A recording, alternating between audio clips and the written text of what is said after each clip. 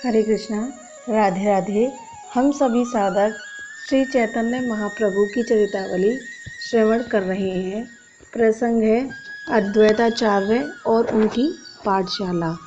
श्री गंगा जी पापों को क्षय कर देती हैं, चंद्रमा ताप को शमन करने में समर्थ है और कल्पवृक्ष दैन्य को नष्ट कर सकते हैं।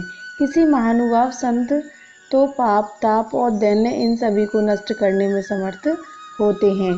जो आचार्य अद्वैत गौर धर्म के प्रधान स्तंभ हैं, गौर लीलाओं के जो प्रथम प्रवर्तक, प्रबंधक और संयोजक समझे जाते हैं, जिन्होंने वयोवृद्ध, विद्यावृद्ध और बुद्धिवृद्ध होने पर भी बालक गौरांग की पदरज को अपने मस्तक का सर्वोच्च लेपन बनाया, जिन्होंने गौरांग से पहले अवतीर्ण होकर गौर लीला के अनुकूल वायुमंडल बनाया, उत्तम से उत्तम रंगमंच तैयार किया, उस पर गौरांग को प्रधान अभिनयकर्ता बनाकर भक्तों के साथ भांति भांति की लीलाएं कराईं और गौरांग के तिरोभाव के अनंतर अपनी संपूर्ण लीलाओं का संवरण करके आप भी तिरोहित हो गए।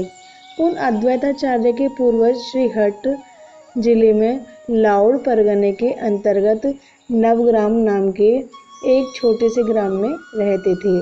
हम पहले ही बता चुके हैं कि उस समय भारत में बहुत से छोटे छोटे राज्य थे, जिनमें प्राय स्वतंत्र ही नरपति शासन करते थे।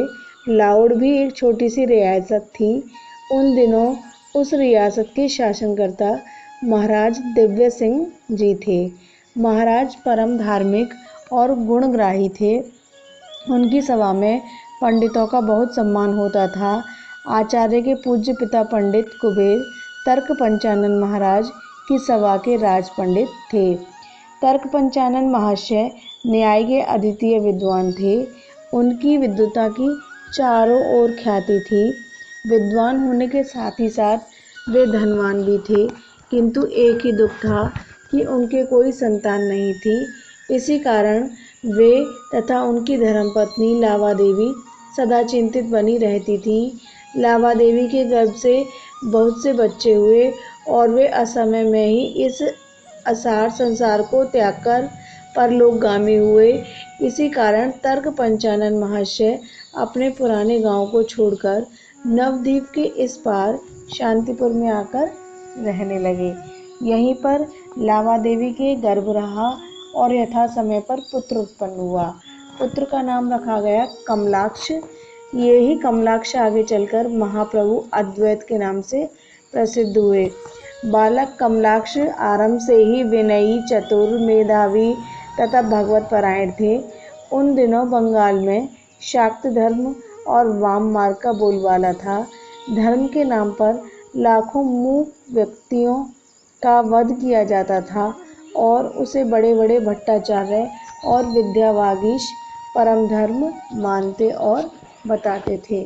कमलाक्ष इन कृत्यों को देखते और मन ही मन दुखी होते कि भगवान कब इन लोगों को सुबुद्धि देंगे, कब इन लोगों का अज्ञान दूर होगा, जिससे कि धर्म के नाम के ये प्राणियों की हिंसा करना बंद कर दें। निर्भीक ये बालकपने से ही थे।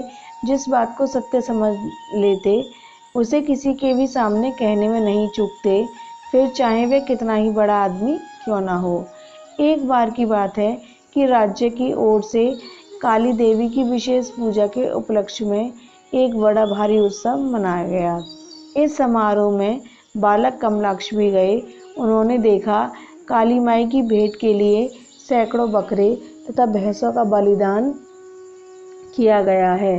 दूर दूर से काली माई के कीर्तन के लिए सुप्रसिद्ध कीर्तनकार बुलाए गए हैं। कमलाक्ष भी काली मंडप में बिना काली माई को प्रणाम किए जा बैठी। उनके इस व्यवहार से महाराज दिव्य सिंह को बड़ा आश्चर्य हुआ। अपनी राजसभा के एक सुप्रतिष्ठित पंडित के पुत्र के इस अधार्मिक व्यवहार से वे क्षुब्ध से हो गए और कहने लगे, कमलाक्ष, तुम देवी को बिना ही प्रणाम किए कैसे बैठ गए? इस पर बालक कमलाक्ष ने कुछ रोष के साथ कड़क कर कहा, देवी तो जगत जननी है, तभी प्राणी उसकी संतान है। जो माता अपने पुत्रों को खाती है वह माता नहीं, राक्षसी है। पुत्र चाहे कैसा भी कुपुत्र हो, किंतु माता कुमाता कभी नहीं होती। कुपुत्रो जायता क्वचिदपि कुमाता न भवति।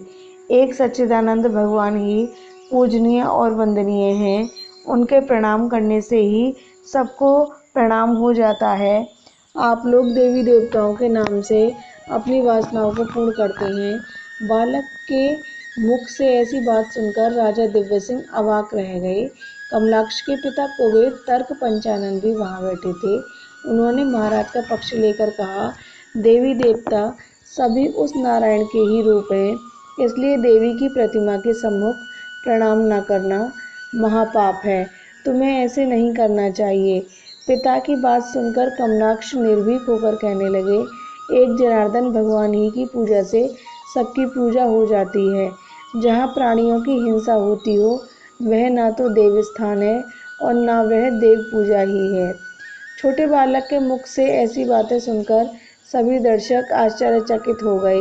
महाराज ने इनकी बुद्धि की बड़ी प्रशंसा की।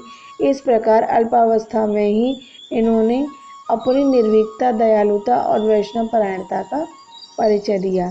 धीरे धीरे इनकी अवस्था 12-13 वर्ष की हुई। पिता के समीप पढ़ने से इनकी तृप्ति नहीं हुई। उन दिनों इनके पिता लाउड में ही रहते थे। ये विद्या अध्ययन के निमित्त शांतिपूर्वक चले गए।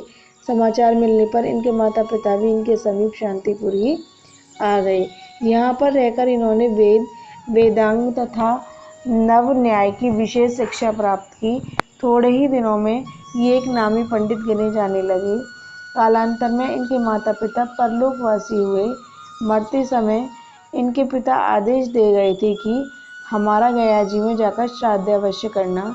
पिता की अंतिम आज्ञा को पालन करने के निमित्त और उनकी परलोकगत आत्मा की शांति के निमित्त इन्होंने श्री गया धाम जी की यात्रा की और वहां पर श्री गदाधर भगवान के चरण चिन्हों का दर्शन करके शास्त्रोक्त विधि के अनुसार पितृ श्राद्ध आदि सभी कृत्य बड़ी श्रद्धा के साथ कराई। अद्वैताचार्य अब युवा हो गए थे। भक्ति का अंकुर उनके हृदय में जन्म से ही था। विद्या ने उनके भक्तिभाव तथा प्रेम को और भी अधिक विकसित कर दिया। वे सदा जीवों के कल्याण की ही बात सोचा करते थे। संसार से उन्हें कुछ उपरामता सी हो गई। चित्त में वैराग्य तो पहले से ही था। अब माता पिता के परलोक गमन से ये निश्चित हो गए। इसलिए इन्होंने भारत के प्राय सभी मुख्य पुण्य तीर्थों की यात्रा की।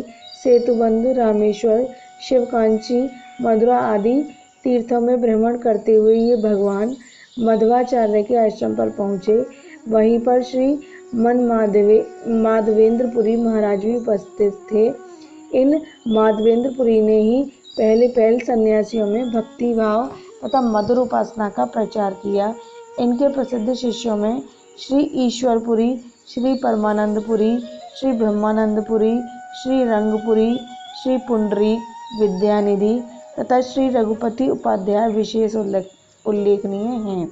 श्री ईश्वरपुरी इनके अंतरंग तथा प्रधान शिष्य थे। इन्हें ही श्री गौरांग के दीक्षा गुरु होने का सौभाग्य प्राप्त हुआ।